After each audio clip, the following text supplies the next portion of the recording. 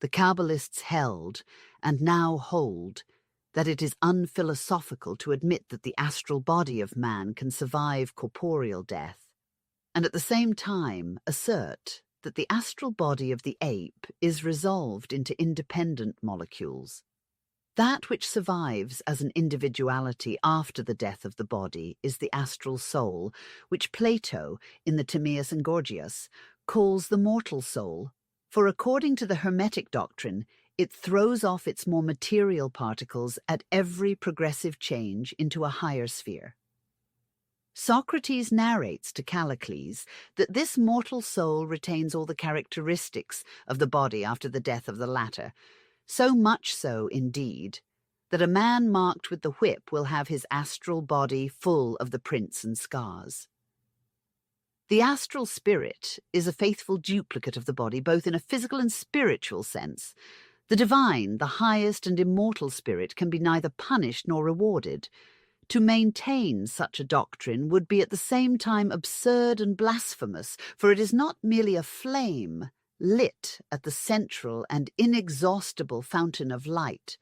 but actually a portion of it and of identical essence. It assures immortality to the individual astral being in proportion to the willingness of the latter to receive it. So long as the double man, i.e. the man of flesh and spirit, keeps within the limits of the law of spiritual continuity,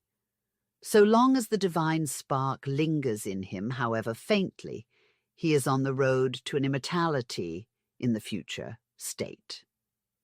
But those who resign themselves to a materialistic existence, shutting out the divine radiance shed by their spirit at the beginning of the earthly pilgrimage and stifling the warning voice of that faithful sentry,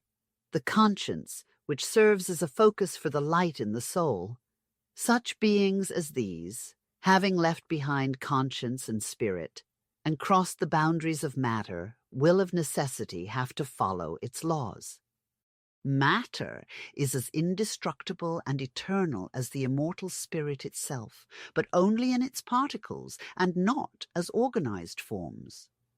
The body of so grossly materialistic a person as above described, having been deserted by its spirit before physical death, when that event occurs, the plastic material, astral soul, following the laws of blind matter, shapes itself thoroughly into the mold which vice has been gradually preparing for it through the earth life of the individual.